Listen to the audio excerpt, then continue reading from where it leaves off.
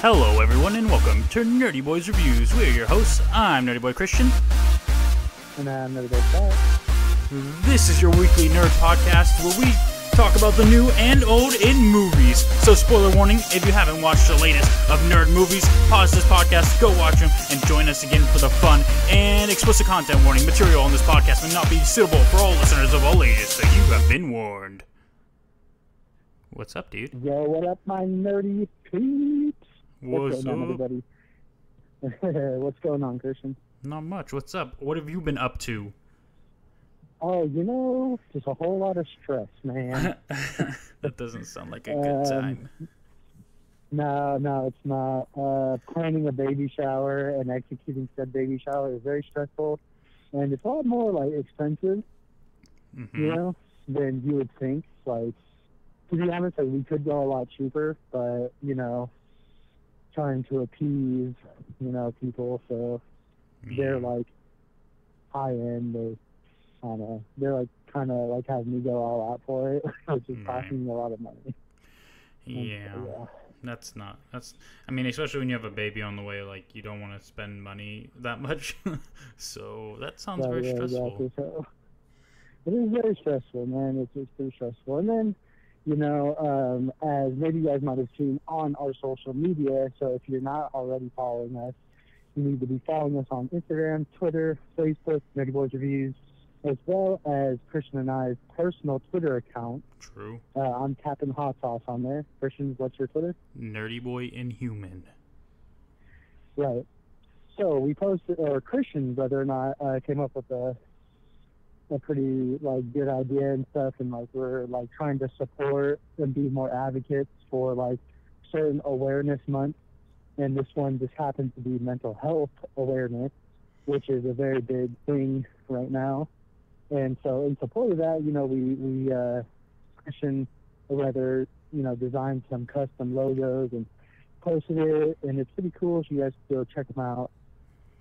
And so in support of that, there's a reason I'm talking about this, believe it or not. Talking about mental health, man, I feel like I need a vacation from work. So getting to that point where it's just mentally draining. And it's just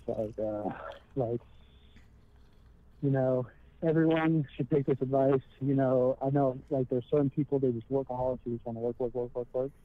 But at the same time, you got to take time for yourself and your mental health. And take your vacations, get some rest away from work, shut off your mind for a couple of days. It'll do you a world of good. And that's kind of, where I'm at.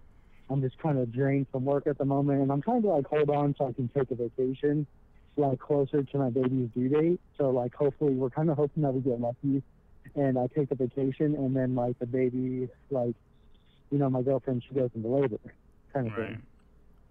We're just hoping we kind of get lucky, but it's oh man, I'm so just drained at the moment. I'm thinking about taking my vacation now, but I'm trying to kind of hold on for that. Yeah. But it's difficult, man. Especially when, as if you guys have been listening to our podcast recently, I'm training to be a chef at the moment, but I still get dishwasher and prep cook hours, which are most of my days. I get 2 days for cooking, which is great to start out with, but it's now it's I'm enjoying cooking so much that it's mentally draining for me to go and work at a different position, It's just I don't want to do it, anymore. Yeah. And it's almost once you get a taste of something funner, you just want to do that, You're just I don't want to dishwash. I want to go cook and be expressive and be in a great mood. When I'm cooking, my energy levels are peak, they're really good. Right. But sometimes I find myself getting irritated or very snappy at people when I'm having to do the other stuff. Doing prep stuff is cool because I get to work on my knife skills and that's cool, but it only goes so far. As I just rather be cooking, I'm just trying to hang in there and be patient to get my days up, but it just takes its mental toll on me. Yeah. That doesn't sound like a What good about time. you? Yeah. How have you been? What's new with you? Not a whole lot. I got a new position at my work, so I'll be making a little bit more money, which is good. That's great. Yeah. That's awesome. Yeah, the best thing about where I work is like everyone's like very supportive and like, you know, encouraging to take mental health days and take days off when you need them, and like, you know, encouraging you to take opportunities as they come. And like that's like one of the hardest things I think to find in work nowadays is like a lot of like managers or owners just like they don't care about their employees. They just kind of take advantage of them and don't really care about their lives or their careers or anything else. So when you find like the right managers, it's important. Right. Like, I feel like my managing staff is like about 50-50 on that kind of perspective. Like, sometimes I feel like they care, but then sometimes I don't. And then, like, sometimes I'm just like, these people need to be, like, retrained on how to be a manager. Because, like, sometimes, like, they're just, like, a little too nice, you know? It's like, people aren't really held accountable at work. Yeah. And that's, like, where a lot of frustration comes in. Where it's just, like, people aren't being, like, reprimanded or, like I got reprimanded for something.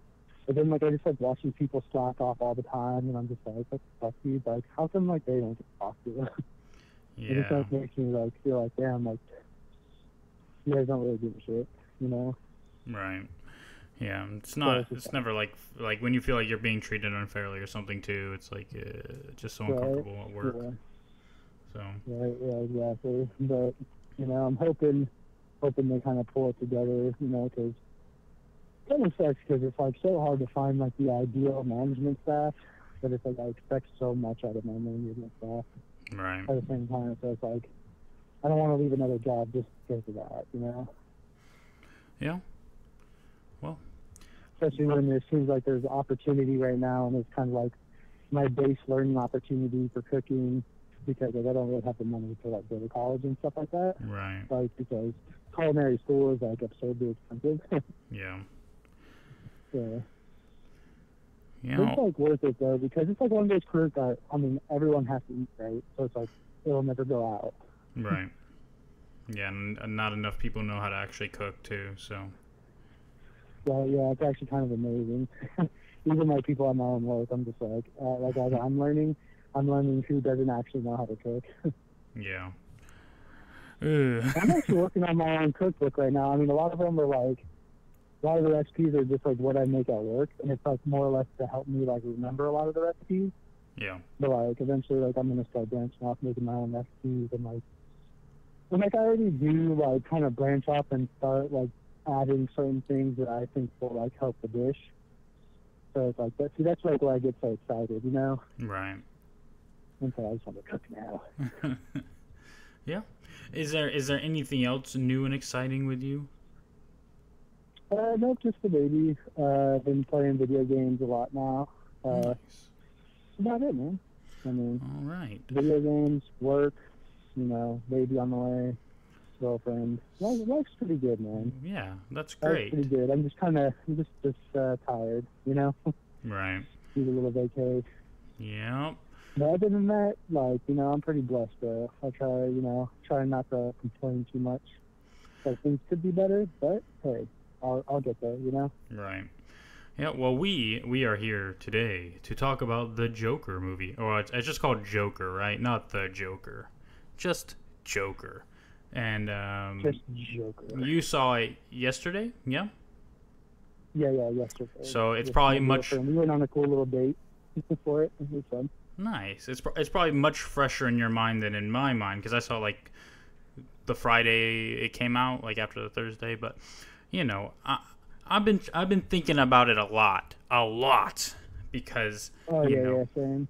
Because I mean, you know, a lot of people on social media I see are saying it's a masterpiece and all this, and I didn't enjoy the movie as much as those people. I don't think so. I have to try to see what they're seeing, and I'm hoping that you are going to convince me why this is a masterpiece, and I'm going to give you the floor for that right now. Oh, Lord. Right this second? But wait. Before that, though, I do want to tell, like, a little story. Like, it's kind of, well, in my mind, it's kind of funny.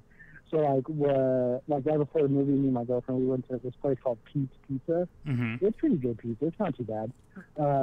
But, like, they're more of, like, a bar kind of pizza place. And so I'm like, you know, and it's, like, barely, like, noon when we went to go see the movie. Bordering on, like, 1 o'clock or whatever. Mm-hmm. So, like, I order, like, beer, you know? I'm just like, I feel like having, I fancy having a drink, Mm-hmm. And the guy was like, hey, what size do you want? And I was like, oh, I want the mug. And it's like, for reference, so you kind of understand. It's like the same size as like the ones you get at Beer Garden, like the big ones. Like 30, 34 ounce or something. Right. And, like, so, like, I'm getting the beer. And, like, the guy was like, oh, I'm sure this is the big one. He was, like, treating me as if I was, like, an alcoholic or something. It was so funny. I was just like, this is awkward. I was just like, it's 5 o'clock somewhere, right? Yeah, totally. Is that the thing? Well, let me fucking live. Whatever, Get dude, off I'm me. day drinking a little bit, Yeah. Like, I'm just trying to like loosen that, But it was a strong ass beer. It's like the strongest beer that they had. It's like 10% alcohol. Oh, jeez. I was like, fuck, dude. Yeah. It gave me a cool little buzz off the blood, and I was like, that's really cool. All right. But, yeah, just a little fun story for pre-movies, but So did you love this movie? yes, I did. Okay. Yeah, I figured you'd like this movie. Yeah, no, I thought it was like really well made. It was kind of a surprise, because we didn't really have high expectations for the series. We're just like, it's just like kind of need this movie, like we don't really need it, and like I think we're kind of like just really against it. So sometimes like when you have like lower expectations and like you go in and then you're just like you enjoy it, like you're just like, wow, this kind of was like unexpected. Yeah. So did you like everything? Do you think like the story was good, the writing is good, like everything is good, or is there things like you didn't like but everything else kind of made up for it, or I think like the main story of it all, like I see how like they tied like the Waynes in and stuff like that, but like other than like Thomas Wayne, like the whole Bruce thing was like it felt like overly forced. Yeah. It's like there wasn't really a reason for that.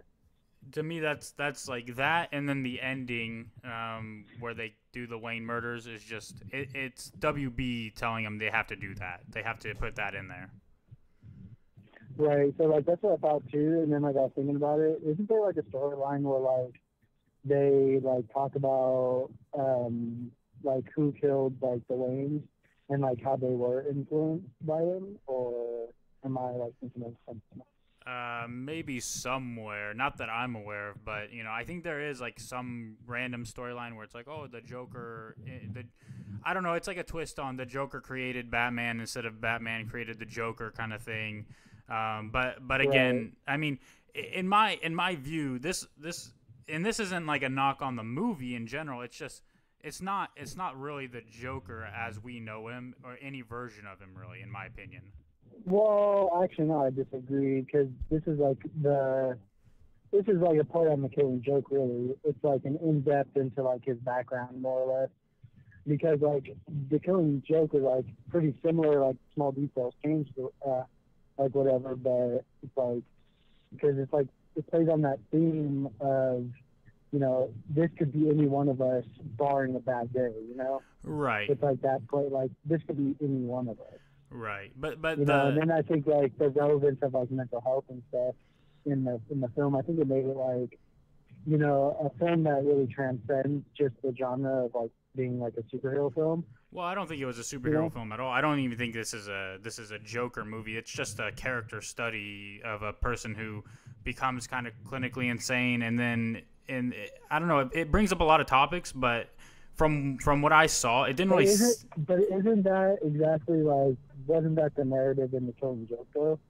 Because like he was the same thing. He was like a stand-up comedian, and then like his life started falling apart, and his like wife like cheated on him and like left him and stuff, and like he mentally broke. Like I said, small details changed, but at the same time, it was like it kind of is the Joker, and then like you see him like as it kind of spirals more and more down like the depths of insanity. You just kind of like you see him become more and more of the Joker. Yeah, At first it's like he was kind of like mentally insane, but then it's like he was getting joy out of it all, and it's just like that's like quintessentially the joke, you know. He doesn't like kill really like rhyme or reason, to be honest. well, his first kills, the three guys. I mean, two of them were really in self-defense. It's not like he was going out looking to murder people.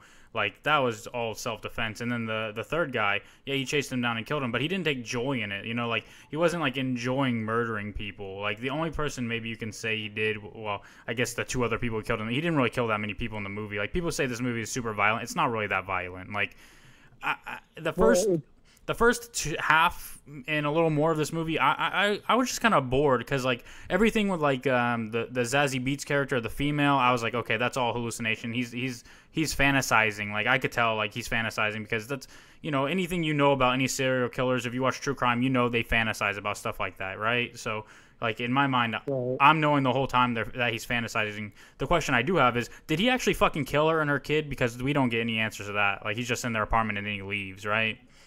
But No, I think he just like left at that point. yeah, You know? and like I get it. Like it's interesting to bring up all these things like mental health and this and that, but I feel like they bring them up, but then they just leave them there. Like there's no statement in the movie made about mental health or anything else. It's just they bring up topics, and then the writers were like, well, just do what you want with it, just like with the Joker character, because I think that there's definitely messages there. You know, you just kind of have to like read into it a little bit.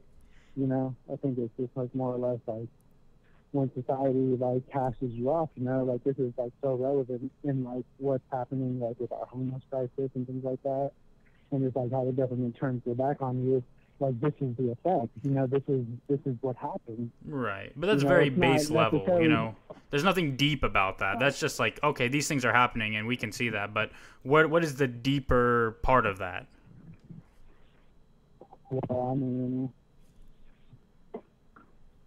I mean, I don't know how deep you want of an explanation, you know, like. Well, for you, like, what makes you feel like that's deep? Because to me, it's just like, okay, I could see like the class warfare kind of stuff and whatever, but that's kind of even in the movie, it's like a subplot. Like the character Arthur Fleck doesn't really care about any of that. Like he doesn't even, you know, make any difference on his life. Like everybody who's following him, he doesn't really care about them either. Like he didn't start this, like inadvertently he started it, but it's like it's not something he's intentionally doing, right? It's just kind of happening as a result of the news and stuff.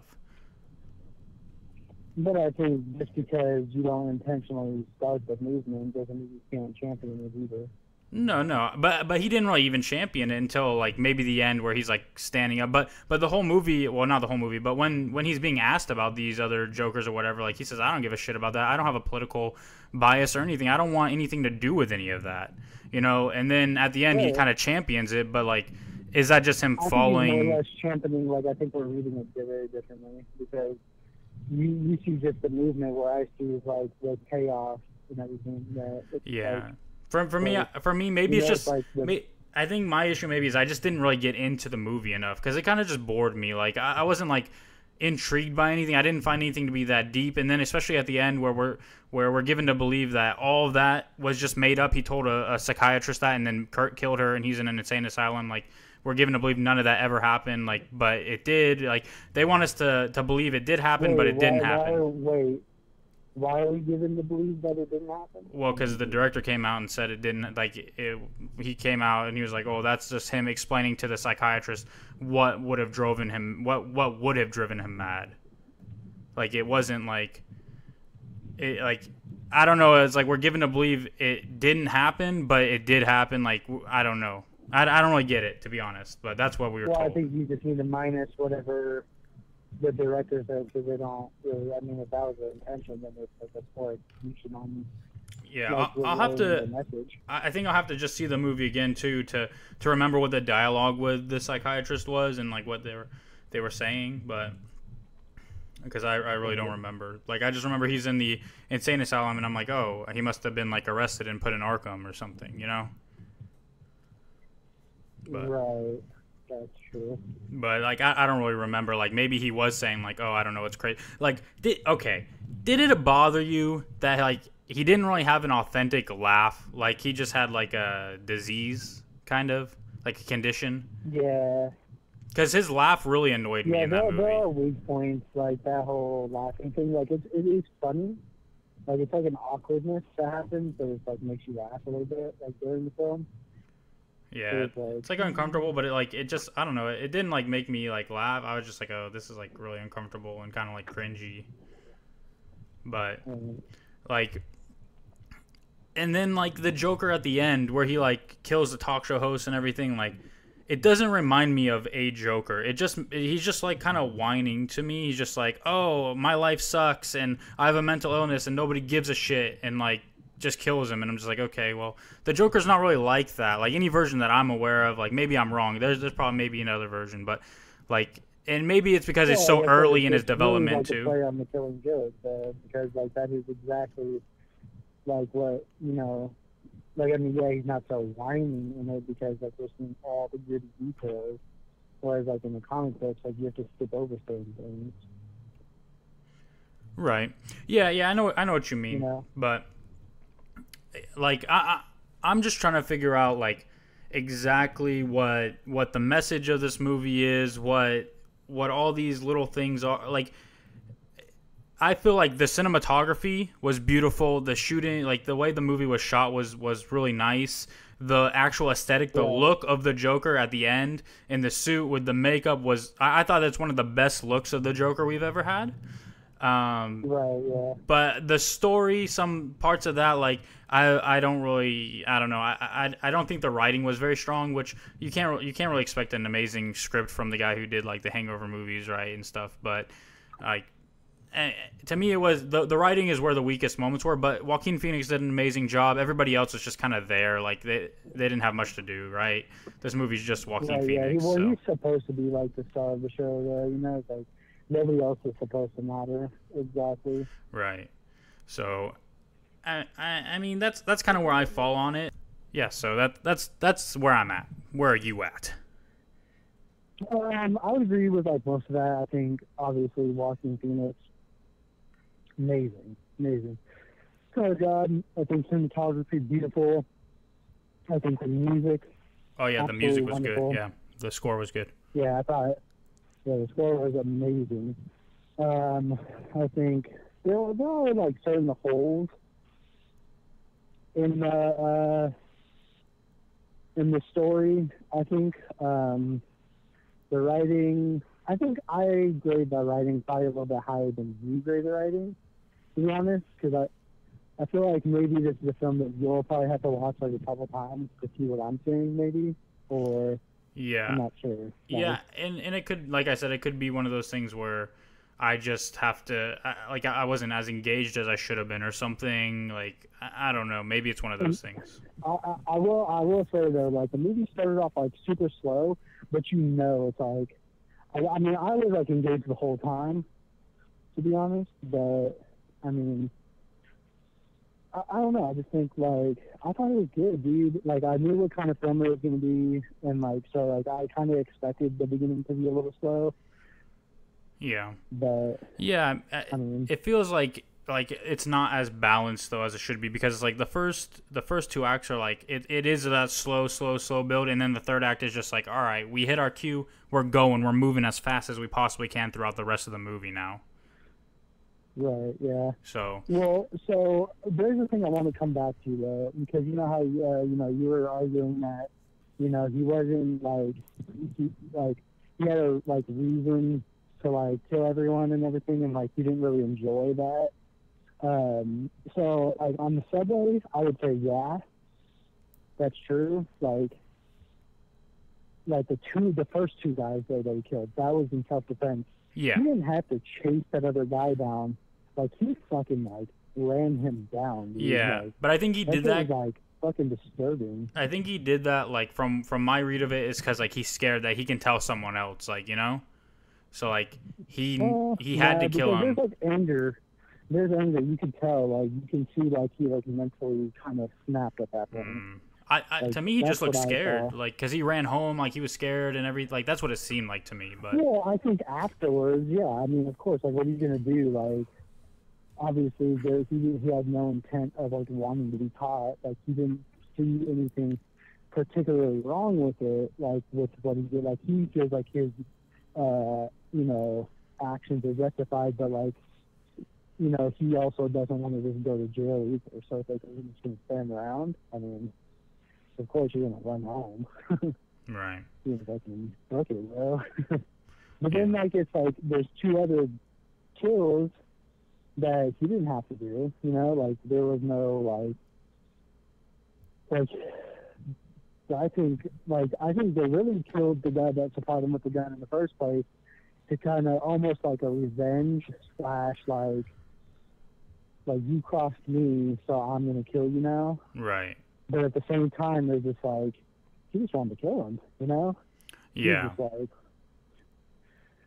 Yeah, and the argument for him not killing the midget or the little person, obviously what's explained in the movie is that he never did anything mean, or what, he was the only one that was actually nice to Arthur, which makes sense. But exactly. people will say, well, a full-fledged Joker would have killed him anyway, just because he enjoys it or whatever. And I think that's like a perfect psychoanalysis of into the mind of like a fucking serial killer too, because like oftentimes from movies that I've watched or case studies or whatever, it's like most times I'm pretty sure they will they won't harm the people that are next to them.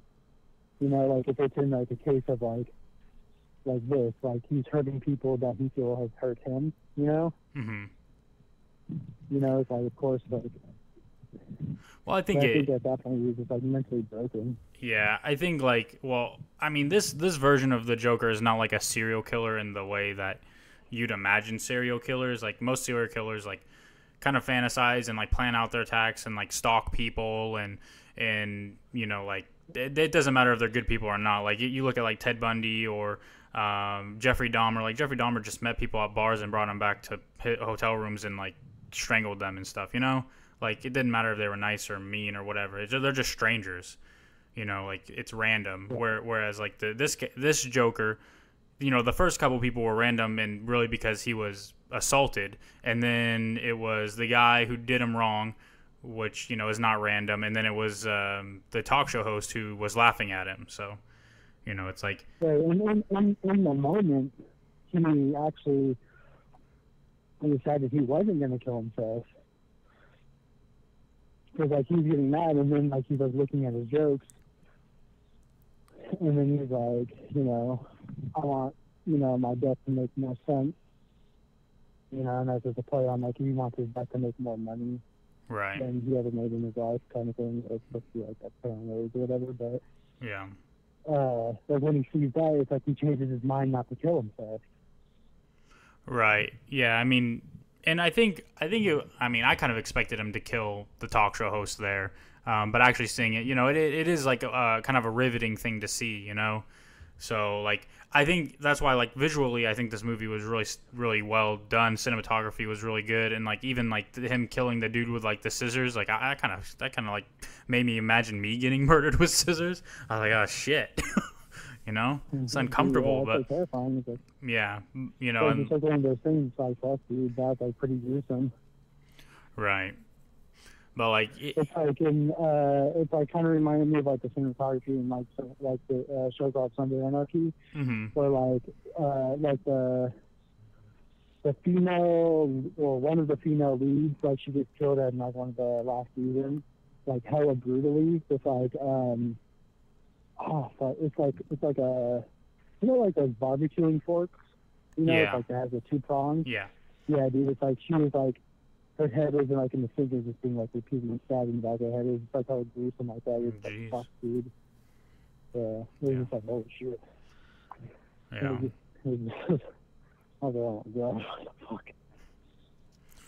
Yeah, I mean but other than those actual death scenes, this movie wasn't overtly violent. I don't think there were a couple instances, and people were saying the movie's super violent. I don't.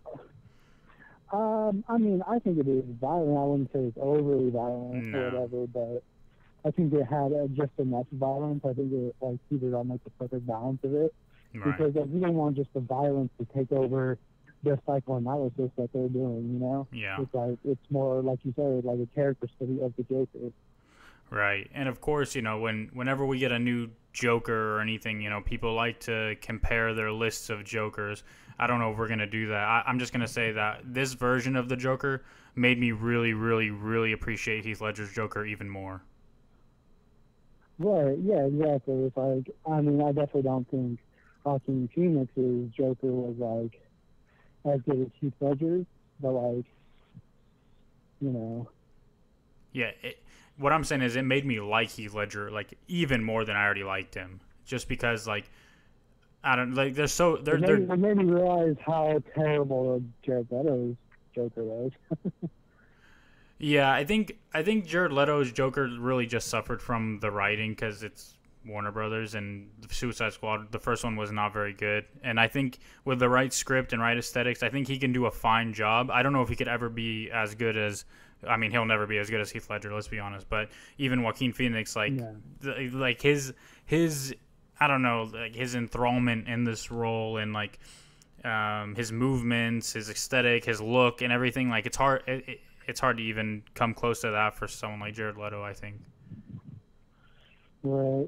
And see, that's what I'm saying. Like, this is quintessentially like a case study into like the Killing Joke. Like, if you think about it, I really feel like if I talked with like their studio heads and like directors and writers and stuff, I feel like I'd be able to have them tell me like, yep, that was up front, Like, that's what our idea was, is to take the Killing Joke and basically do a case study on like the Joker himself, because there's so many like nuances and like similarities that I see there, from like the dancing and stuff like that. It's like that's all Joker shit, that's all like shit he does like in that story, and it's like, yeah, like I said, minor details, but it's like the same. Yeah, it's like how like his life is spiraled out of control, Right. I think the details are semi-important though as well. But I mean, The Killing Joke had those elements of his origin, but overall it was a story about him trying to turn Batman into him, not so much like his full backstory or his full fall into darkness. It was like just like little glimpses. Well, yeah, no, I know, but like that was like our main grab was like that was like the Joker's like origin story. And so, like, they took that and then explained it further. See what I'm saying? It's like they took the Killing Joke, not the whole story, but they took, like, the one aspect and made a film from that. Right. Yeah. See what I'm saying? Like, I did see a review of this movie that said, like, like, Arthur doesn't really do anything. Like, things just kind of happen to him, and, like, that's not good and whatever. And I kind of disagree. I think he does a lot of things that are just stupid. Like I think like he didn't just get fired. Like, he actually brought a gun to a children's hospital. Like, that's kind of stupid. Like, it's not like he had a bad day. He just made really bad choices, right? And maybe that choice is because of his mental illness, right? Like, it's hard to say, but maybe he chose to bring the gun, and maybe thought it was actually funny or whatever. Like, I don't think he actually was doing it for a joke. Too, like, didn't he start making all those bad decisions like once he was like cut off of his medication? Like, he no longer had the funding from the government to like see the psychiatrist, and like he didn't have those medication anymore.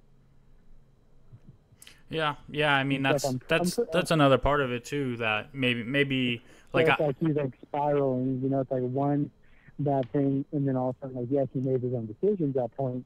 But it's like, how much of them were truly his own decision? Like, you have to remember, he's like I don't even know the term that they would use for him, like schizophrenic maybe. I don't know.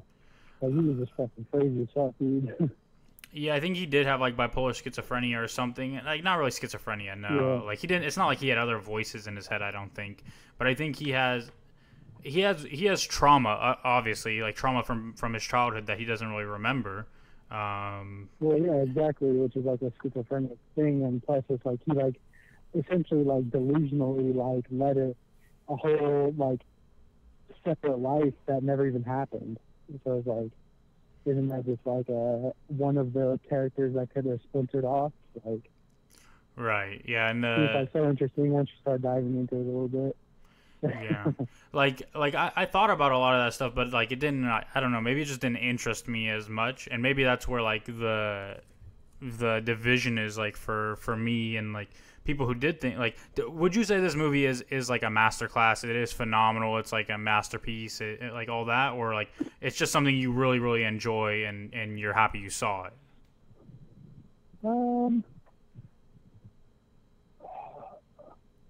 I mean, I think for me it's bordering on master class. It's hard to say master class when you do see certain flaws in it. Right, but like you do agree with those people where you say it's easy to overlook those flaws just because of how interesting it is and how it makes you feel and how it makes definitely. you think, right? And how just thought provoking. Like, I mean, honestly, dude, very very seldom, especially in like today's movie industry, do they truly have like some really interesting thought provoking films. Like, I mean, you can name a couple, that can actually like lead a movement and stuff. It is like crazy. This is one of them. It's like such an important message tied to a movie that it's right. like it's more prevalent. I mean, it plays into so many different aspects into like political society and stuff. And this is really was. Yeah. What do you had like a super political agenda? Whether or not, I think some like critics, right? Because that's one thing I want to talk about, like critics versus, fan ratings. Because overwhelmingly, most fan critics, like on Rotten Tomatoes, IMDb, Metacritic, Google user reviews, like every one of them, 95 plus from the audience. Right. Yeah. Even a lot of like actual film critics like enjoyed the movie. There are some. I only saw like two or three that didn't. There was a lot. Like Rotten Tomatoes, last time I looked, scored like 68% on it. Metacritic only 58%, and then IMDb. But I don't really consider like the critics on IMDb because like every movie is rated high on that thing. From what I usually see, yeah, they give it like a 9.1 out of 10. Yeah, I mean, and then like Google user reviews was like 93% or something. Yeah, I don't really like care what critics think of movies most of the time. Like, and yeah. I think it's interesting to look at, like when you see like, because also like I think it's somewhat important, like to kind of like take a look at like what some of them are saying, because like they might have a point of view that you didn't really think of. So sometimes I do look at it, but I always usually wait to see like what reviews say. Like I'll look at like the scores of reviews before the movie, but I'll wait to actually read reviews until after the movie, because I don't want any of their opinions influencing what I'm thinking. Right. And maybe that's the other thing too. Maybe like it's not that I read reviews and stuff before the movie, but maybe I did the thing that sometimes I do, and I went in trying to think about it critically, and instead it just took me out of the movie too much. Right, yeah. I think that's like, it's so hard to do, especially with like what we do and how we podcast and stuff like that. Yeah. But I was genuinely excited to watch the movie. Yeah, maybe the beer helped you too, just kind of like, relax into it and like not really like be thinking about it too much, I mean, there are certain things I noticed or whatnot, and, Yeah. Like based on like what you've said, and like when I talked to Daniel about it, because Daniel actually enjoyed the movie quite a bit too, and I'm like most people I talk to, except for Jamar, talked to me a little bit on Twitter, like most people seem to really just love this movie. So I'm just trying to figure out what is wrong with me, why am I seeing something different or whatever, and then. But when I've talked with you and with Daniel, it's like you guys agree there are flaws in the story and things like that, but overall, like you can overlook it because of how maybe like invested in the movie you were at while you were watching it, and maybe that's where my disconnect is, because I wasn't that invested in it as the story went on. So I think that's like, but like I think like I don't know, it's like sometimes like I do notice like most of the time like you're like when it comes to like content you watch, you very much like limit your view on like what doesn't like interest you, So it's like a lot of times, like, and I think that's been like changing a little bit, with some of the stuff that you've been bringing up, just some podcasts as you say you've been watching. Mm-hmm. But like for the most part, like when I live with you and stuff, it's like you're really watching everything, right? Right. So it's like I feel like when something is not quite as like nerd related, like I think it's more or less like this was a lot less comic book movie than maybe you would have liked. Right. Well, for me, it is like what I expected it to be. It is a movie about a guy who could become the Joker. It's not a movie about the Joker at all, right? Like it's just used. No, I definitely I don't disagree. I know. I mean, I disagree. You disagree, with that yeah, notion, a little bit, but yeah. But like, I see what you're saying though. It's like, but I definitely think it is a movie about the Joker, but it's like more into like the underbelly of like things. You know, it's not superhero centric. You know, it's like has nothing to do with Batman in a way. Like it does, but and I think another argument that's interesting that always like sparks like interest for me is like how they did it on Gotham. You know, it's like most of these characters are now older than what Batman would be. Right. But a lot of these characters came about because of Batman. So then it's like, I think the interesting debate is like, because obviously, like Joaquin Phoenix is assumedly like early 30s, maybe in the film, maybe 40s, but I'm pretty sure like early 30s, maybe mid 30s. Mm-hmm. And then like Bruce Wayne's just a boy. So it's like when he becomes Batman, like Joker will be almost like 50. Right. It's like, do you agree with things like that then? Like establishing villains and like who they're becoming before the rise of Batman? I think it's more interesting to look at like instead of like masks or like the typical rogues gallery of Batman, like it's more interesting to look at how like crime families ran Gotham all together before like that's why Batman really, I mean, the killing of his parents obviously was just kind of a senseless murder, which when you think of senseless murder and senseless crime, you think of the Joker, right? So it makes sense. Yeah. And like Exactly. even what like the killer said or whatever, like he's like, you get what you fucking deserve, or whatever he said, which is what the Joker said when he killed I don't remember the talk, Robert De Niro's character, right?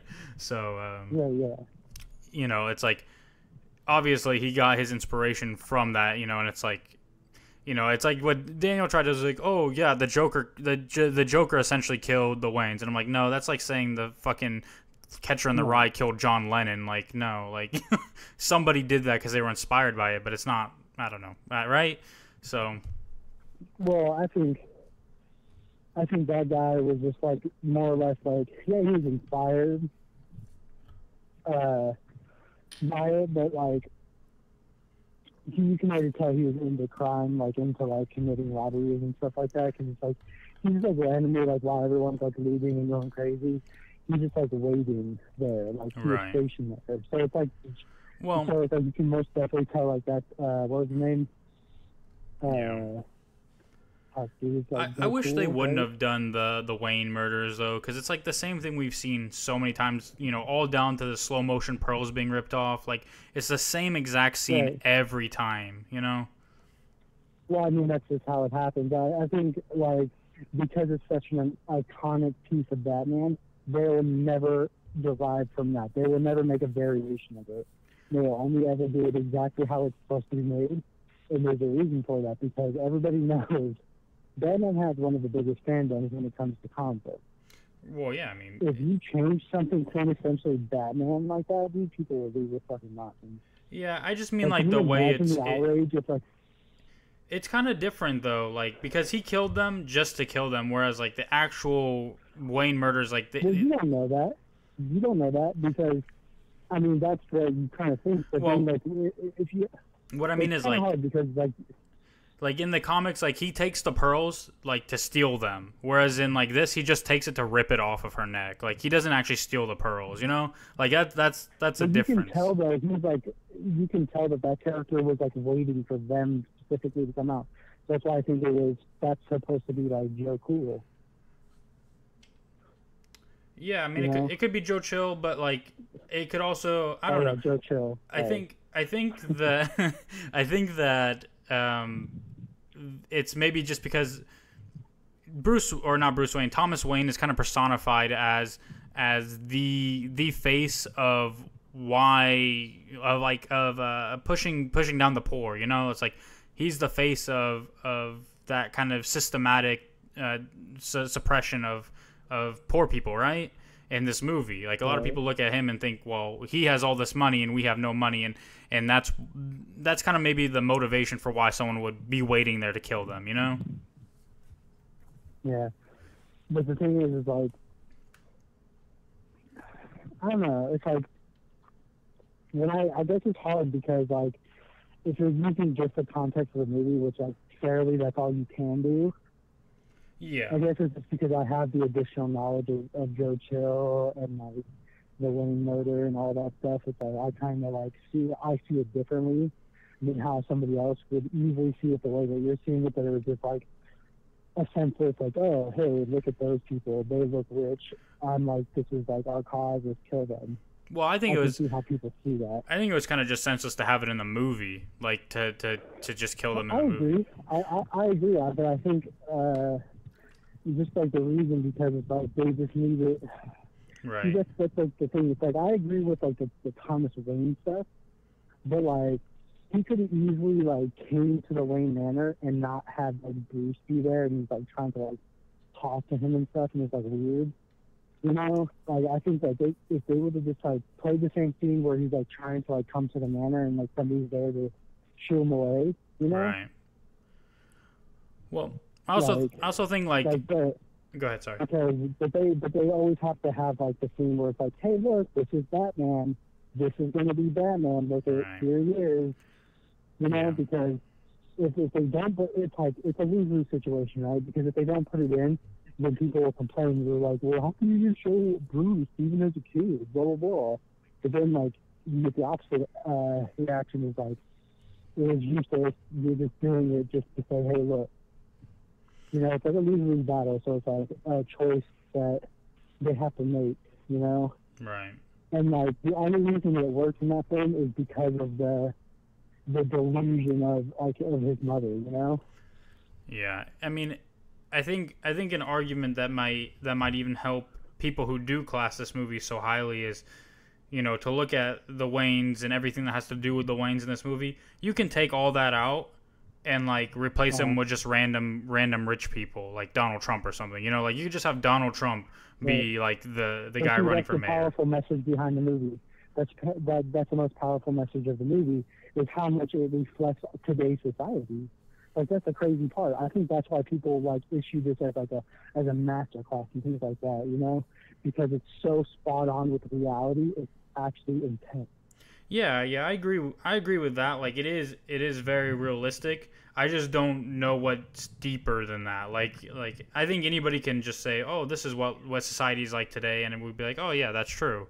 But like what is the deeper message to that? Is it that it drives people crazy? Nah, not really, cuz it just, you know, I mean, it's one guy and then no, I think the message maybe like this is like a read between the lines message. It's like you kind of get what you get out of it, you know? Right. Like to me, it's like how we treat people, right? Is, you know, it's like how easy it is just to overlook somebody, how it is just to be like, oh, fuck off, like, you know, and like push people down even further. Right. Or to even, you know, it's also easy just to blame the system or blame politics for why we're in the situation we're in as well, you know, as like a cop-out, right? You know, and... Well, I mean, there are, like, people that are in situations that are out of their control. There's people that, like, have mental health problems that aren't getting the proper treatment.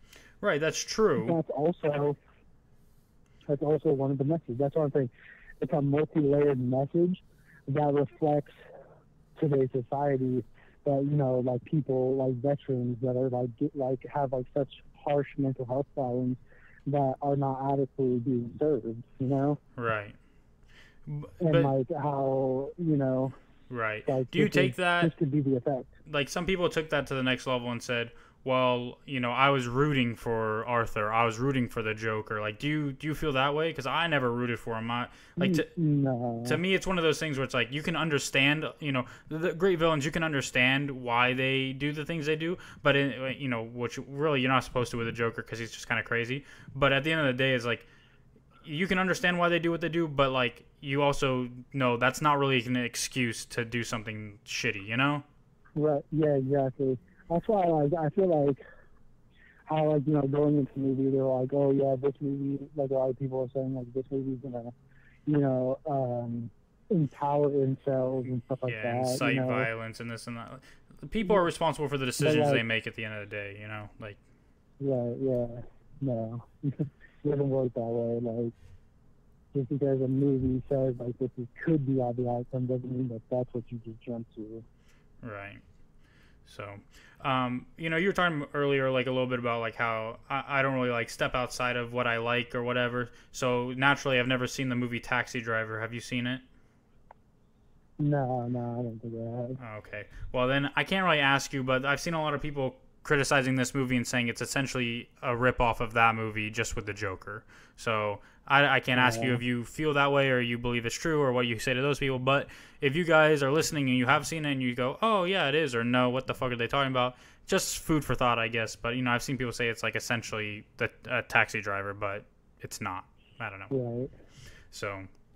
Yeah. But is there anything else you have to say about the movie, or is kind of just you really enjoyed it and it? Yeah, no, I think I more than just enjoyed it. I think it was a fantastic film. I think everybody should go and watch it and form their own opinion. Don't let us or anybody else, make an opinion for you. You see one bad review and you don't go watch the movie. Like, come on, like I don't like that. Right. And get out there, go watch the film. Yeah. And form your own opinion, people. To be clear, I didn't hate this movie. Like, this movie doesn't make me angry the way that BVS makes me angry. I don't hate anything about this movie. I just was kind of bored through most of it, and I can admit there's good parts and there's some for me semi-interesting parts. But I guess I see my perspective is a little different than yours, and that's perfectly fine. Like, that's what it's all about. It's about opinion, and me and you, we have different opinions, but we still respect each other. No, I'm just kidding. Fuck you. No, I'm just kidding. But. We've had heated arguments because we have disagreements over like really random stupid shit, but like at the end of the day, that's perfectly okay. We can go to the same thing and see it differently, and that's what's beautiful about art. And the fact that I'm still trying to figure out why I don't like this movie after 2 weeks of seeing it, it maybe is a testament to just how thought provoking the movie is. So. Right.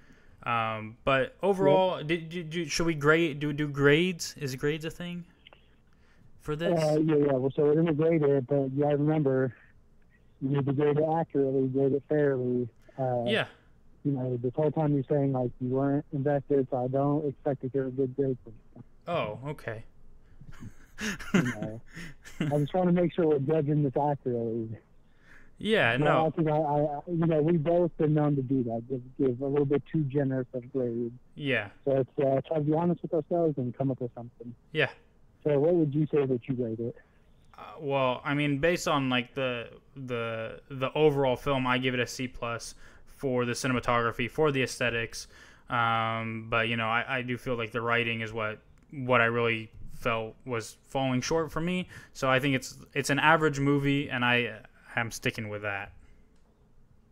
I think this movie borders the masterclass. Obviously, I have my own opinions about it, but I don't disagree. It started slow. So a couple of the Wayne, like I liked the Thomas Wayne story, but I didn't really like how it felt like they were forcing, like, hey, look, this is Batman. Right. Because I feel like it kind of took away from a little bit from the film, so I think I would definitely give it like a strong, like B+, maybe even like bordering an A-. Yeah, I think A- for like what you said is fair, because like even you've admitted like those things. I mean, sure, maybe there are issues maybe you had, but because of how good the rest of the movie is, you can overlook them. So it's easy to for you, like for your enjoyment level, it's definitely like an A or A-, right? Yeah, you know, it's funny because like my girlfriend, like at first, like she was like, I don't want to watch this. Like, let's go watch a Gemini Man, and I was like, talk to her into watching it. So I really wanted to watch it, and then we do the podcast. So I was like, come on, let's just watch it. So like, let's watch it. And then like I remember she left. She's like, dude, that movie was so fucking good. Yeah. Like it was like very interesting. Like, okay, cool. Yeah, it was weird because I saw it with But no, Daniel. like, I agreed. Like, oh, you betraying little motherfucker. So Well, you left me out and went with Daniel. Okay, pal. it's just Okay, you dude. know, we both have time at the same time, and you're at work, and then you know, I don't know if you're gonna be with your girlfriend all weekend and whatever. So like, it's Hey, like fuck that guy. the funny thing is during the whole movie, I'd look over at him and he looked bored, and like he kept getting up to like go to the bathroom and shit. And then after the movie, he was like, "That was a fucking great movie." I was like, "Dude, what the fuck? You look bored the whole fucking time." Like he was like, and not like I that's seriously what, had like, to ask him if crazy, he's trolling me and shit. Like if he actually liked the movie or he just knows I was bored and he's just trying to annoy me. And he's like no. In all honesty, I really like the movie. funny. Yes. Like, I definitely think Keith Ledger's like Joker was better, right? Don't get me Mhm. wrong. But it's like I can see how like Joaquin Phoenix's thing could almost be the base, like the base character for what happens like with Heath Ledger, you know? Like in his Joker. You can almost see Yeah. like that. Like I can almost see a little bit. They're like, cause it's like they leave it so open ended. Like they might do another one. They might segue somehow into bringing him into the DCEU. Right. Yeah. I don't know. Like To they me, just both gave off like that. Those crazy vibes. yeah, I feel like this Joker, this version, Joaquin Phoenix version is like, you know, I don't know. I don't really see him to that similar to Heath Ledger's Joker. Like I think Heath Ledger's Joker maybe is just because he's so full fledged, like so mastermind and everything else. Like it's to an extreme maybe. Whereas like this one, like he just seems like he just kills people that kind of did him wrong. Like he has nothing. He has no greater ambition to become like a crime lord or anything else. And like maybe that's just because this is where it started. You know, like I don't know, Yeah. but to me, I I think mean, that no, look, like I don't want people to get my message wrong and be like, oh, are you really comparing him to Heath Ledger? No, obviously he doesn't hold a candle to Heath Ledger. And I think the more Jokers that are made, everybody's gonna fucking finally see what I've been talking about this whole time, and everybody's like, oh, well, Heath Ledger really wasn't that great. Like he wasn't as good as Jack Nicholson, and I fucking hella disagree with that. And like think that he's much better. Like actually, like I'd even go take a step further and be like, who's actually a better Joker? Jack Nicholson or Joaquin Phoenix? Because I think Heath Ledger is miles ahead of both of them. well, yeah, in my opinion. yeah, and that's like what I said. Like I appreciate Heath Ledger's Joker so much more after watching this movie. Like because it just shows me like how much further ahead of everybody he is as the Joker. You know, Yeah. and to be fair, we didn't get a lot of the Joker or whatever you want to call him in the Joker movie. We didn't get a whole lot of Joker. We just kind of got the third act of Joker, right? And like the build up Like to this that. is the making of the Joker, you know? Right. Yeah. Like this is what this film is like the making of him. But I do think His origin story. yeah, like the look of him, like when he's sitting in the chair waiting to be called out, smoking a cigarette with his legs crossed. I think that's the best looking Joker we've ever had. Like just the look of him. Like to me, even though it's not like what you'd imagine as the Joker necessarily, it's like it's already iconic in my mind that picture of him, you know, Right. with that look. So, I mean, I don't know if I would say he's better than Jack Nicholson because we got a movie with Jack Nicholson like being the Joker throughout the movie, whereas we didn't get a whole lot of the Joker from this movie. I think if you got a sequel of him Right. like building a crime empire kind of with some real opposition, like you could really see how he would shine. Unfortunately, I think this is just going to be a one-off anyway. But Yeah. it's hard to I think compare. it'd be so cool for him to like use like the influence of the Joker theme and like almost do like what the cartoon did and make the Joker gang, you know? Mm. Like I could see them doing something interesting like that. Maybe I don't know. Maybe it's probably gonna be a one-off. I think it was so good that I'm hoping that there's something else. But Right. I mean, Yeah. I would be plenty happy if this is all there was and like nothing else to do with Joaquin Phoenix or whatever. Well, even like, okay, you know, it is what it is. yeah, even if it's unconnected, I'd still like to see this Joker, Joaquin Phoenix, with this get up in the Batman movie, even if it has nothing to do with this movie at all. Like, just to have him like as like an alternate universe version of this Joker, like throughout that movie. Oh yeah, yeah, dude. I would love to see this version of Joker, like Joaquin Phoenix's, like actually face off against the Batman. You know, like, Right. I think that would be fucking insane. Like, I think it'd be, oh man, they should do it. Yeah. Like, don't make it part of the DCU. Don't make this legit. Or hell, they could make it their starting point for a new DCU. Because obviously they need to rebuild. Yeah, just scrap the Birds of Prey movie now. Let's call it a wash I'm there. not looking forward to that at all. I'm not looking forward to that at all. So, yeah. But, yeah, I guess that, I mean, I don't really think we have time right now. I know we probably don't. I know we got to wrap up pretty soon. But maybe next podcast we can take time and think about it and then make our Joker rankings. Yeah, well, we'd have to also decide if we're doing just live action or if we're including like Mark Hamill and Cesar Ramon from the 60s, because it's a very different Joker as well.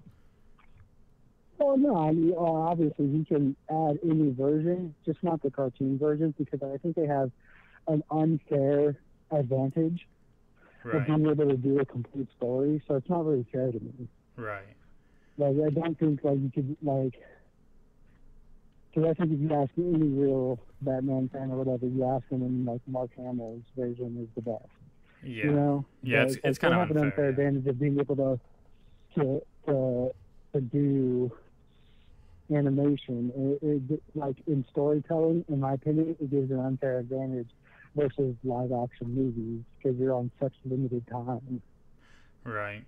You know? Yeah. Well, I mean, initially my first thoughts are like, I mean, Heath Ledger, I think we both agree is number one easily. And then, I mean, Cesar Ramon, I didn't watch enough of the 60s Batman to be honest, to, like, really give him a fair rank. So it just kind of leaves Nicholson. I mean, Leto is going to be last, right? It just leaves Nicholson and Phoenix there. And I think Jack Nicholson, like I said, has an unfair advantage because he was the Joker throughout the whole movie. I think if you're just basing it on performance in the movie, like acting performance in the movie, then you have to put Joaquin Phoenix above Jack Nicholson as an actor doing the Joker, right? But, you know, it's hard to compare them, to be honest. But, yeah, I think I'd have to do that. It'd be Ledger, Phoenix, Nicholson, Cesar Ramon, Jared Leto. Yeah, I think... so yeah, the hardest one is Nicholson and Phoenix for me as well. And it's like, I think they're so, like, either one could be in the number 2 spot. Right. I think easily for me, Heath Ledger is number 1, undoubtedly. Yeah. Yeah, I think that's such a hard one. Because there's such different versions, too. It's like, which one is your personal taste? Right. You know? Yeah. Yeah, and again, I mean, Jack Nicholson was the Joker the whole movie, whereas like Joaquin Phoenix was only the Joker in the third act, which really carried the movie. I think, in a lot of people's opinion, the third act is like what the quintessentially what the movie is, and you know the look and everything else of the Joker is so good. But also, I think throughout the movie, Joaquin Phoenix's performance carries him higher. You know, like Jack Nicholson, like he was a good Joker, but did he really have to work that hard to be a good Joker? Like, I mean, I don't know. Yeah, because he has the advantage of actually having Batman in the movie, along with other, you know, Batman characters. So it's like, but Joaquin Phoenix has to carry an entire movie by himself. Like, he doesn't have the luxury of having a Batman there. Or most people are going to be more focused on the Batman character than they are focused on the Joker. So it's like, which one is better? Which one is better? I mean, I think I'm gonna sit on this, and I'm not gonna finish my rankings of this podcast. Next podcast, I'll definitely finish it. Right. I'll have to sit there and think about it though. I feel like I almost need to rewatch like the Jack Nicholson one. Yeah, I think would be interesting too. Like, I think it'd be really difficult to do a Batman list because I feel like you'd almost have to do like actors as Batman like their ranks and then the same actors as Bruce Wayne, because I think they'd be different. Right, because there's been so many freaking Batmans now. I mean, Jesus. Yeah, it's There's a lot of them, and a lot of them are pretty bad. Right. Well, yeah. That's a discussion for another time, So Yeah. I don't think the Joker would appreciate us talking about the Batman so much on his podcast, So Sorry, bud. Calm down, Joaquin. We were talking about getting. Oops, sorry. Sorry about talking about getting mad. I heard Jared Leto was all butthurt that he wasn't asked to do the role. Yeah, I mean, something about him, like, feeling alienated or something. But it's WB, dude. You sign up for it. You know what you're getting into. I don't know if there's any truth to the story, to be honest. Like, I didn't do actual research to see if it's just, like, hearsay, rumors, whatever. Because most headlines make it seem like it's a rumor. They're like, oh, apparently Jared Leto wasn't too happy or whatever, like, something like that. Yeah. So I don't know if there's any truth to that. I haven't seen a tweet or anything, but if he is upset about it, like, I'm sorry, dude. It's WB. They replaced Ben Affleck as Batman. What do you expect? They're going to replace you as fucking Joker. Yeah. That's what happened. Sorry. Welcome to the movie biz, bro. Right. You know what I'm saying? It is what it is. But anywho, yeah, I mean, do you have anything else to add? No, that's it. Again, just to summarize, there were parts of the movie I really enjoyed and other parts that kind of bored me. Overall, I thought it was fine, but I didn't really like it as much. I didn't hate it, though, so no worries. Right. Yeah, I mean, I love the film, and there's some things I nitpicked, but overall, I just loved it. Yeah.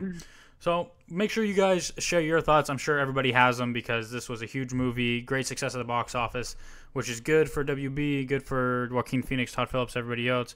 So all good news for, this, like the mid-budget comic book movies now. Maybe we'll start seeing more similar to this, which I think a lot of people would enjoy. So make sure you guys share your thoughts. You can hit us up on Twitter at Nerdy Boys Review, Instagram Nerdy Boys Review, and Facebook Nerdy Boys Reviews. And yeah, so that's everything we have for you guys. We are your hosts. I'm Nerdy Boy Christian. And I'm Nerdy Boy Scott. And as always, we have one message for you, and that is stay nerdy, boys. Stay nerdy, boys. Ding, ding, ding.